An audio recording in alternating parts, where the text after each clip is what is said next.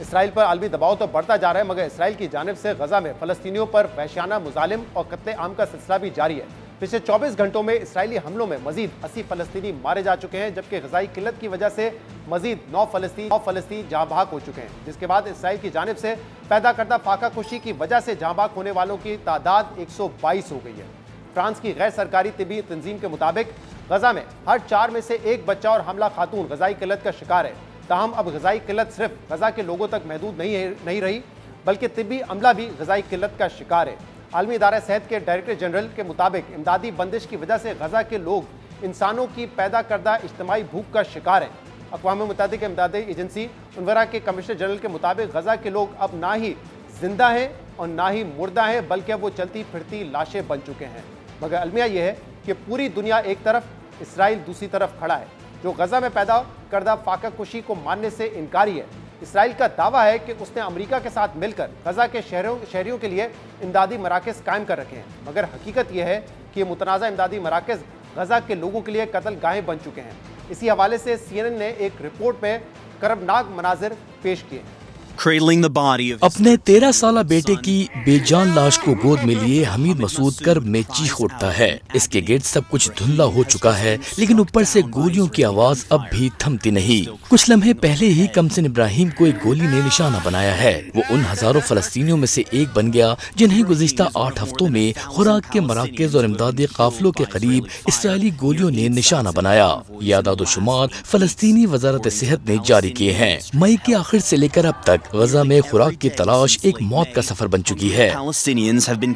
تقریباً ہر روز فاقہ زدہ فلسطینی صرف اپنے خاندان کے لیے کھانے کی کوشش میں جان سے ہاتھ دھو بیٹھتے ہیں۔ ابراہیم بھی ان میں سے ایک تھا، ایک ایسا بچہ جو ہمیشہ مدد کے لیے بے تاب رہتا، جو ہر بار اپنے والد کے ساتھ آٹے کی تلاش میں نکلتا تاکہ دادی، ہمسایوں اور بہن بھائیوں کا پیٹ بھر سکے۔ اس روز بھی جیسے ہی وہ امدادی ٹرک کی طرف بڑھے، ابراہیم اچانک زمین پر گر گیا۔ مجھے ابتدا میں اس کے جسم پر کوئی زخم نظر نہیں آیا، والد بتاتے ہیں، پھر اچانک اس کے منہ سے خون نکلنے لگتا ہے۔ گھبراہٹ، بے بسی اور صدمے میں ڈوبے محمد نے بیٹے کو پکارنا شروع کیا، ابراہیم، ابراہیم۔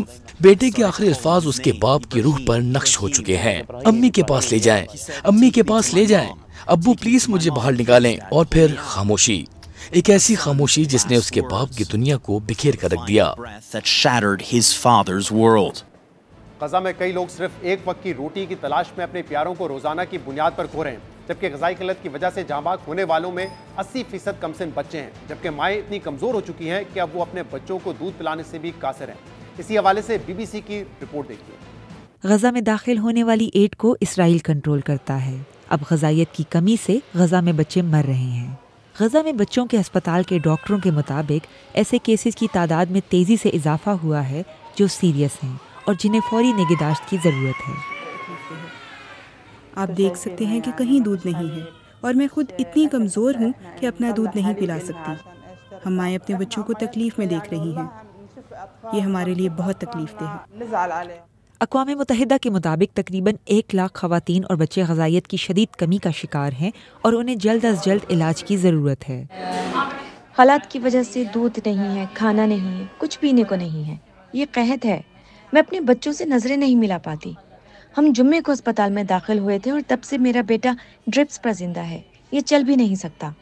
اسرائیل کا کہنا ہے کہ غزہ میں گزشتہ چند ہفتوں میں بچوں کی خوراک اور شیرخوار بچوں کے فارمولے کے تقریباً 2000 ٹن فراہم کیے گئے ہیں۔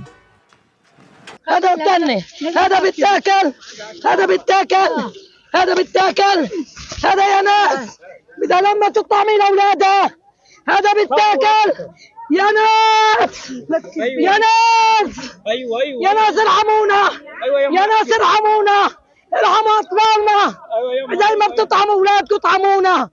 اب ایک طرف غزہ میں انسانی بحران شدید سے شدید تر ہوتا جا رہا ہے، وہیں غزہ میں جنگ بندی کی امیدیں بھی دم توڑتی نظر آ رہی ہیں، کیونکہ کل اسرائیل اور امریکہ نے دوحہ میں 20 دن سے جاری جنگ بندی مذاکرات میں شامل اپنے نمائندوں کو واپس بلا لیا ہے، جس کی وجہ حماس کی جنگ بندی کی تجاویز کو قرار دیا جا رہا ہے۔ اس حوالے سے امریکی صدر ڈونلڈ ٹرمپ نے اب سے کچھ دیر پہلے اپنے بیان میں کہا ہے کہ حماس جنگ بندی یا قیدیوں کے تبادلے کے معاہدے میں دلچسپی نہیں رکھتی۔ وائٹ ہاؤس میں صحافیوں سے بات چیت کرتے ہوئے ٹرمپ نے کہا کہ انہیں یقین ہے کہ اب حماس کے جنگجو شکار بنائے جائیں گے۔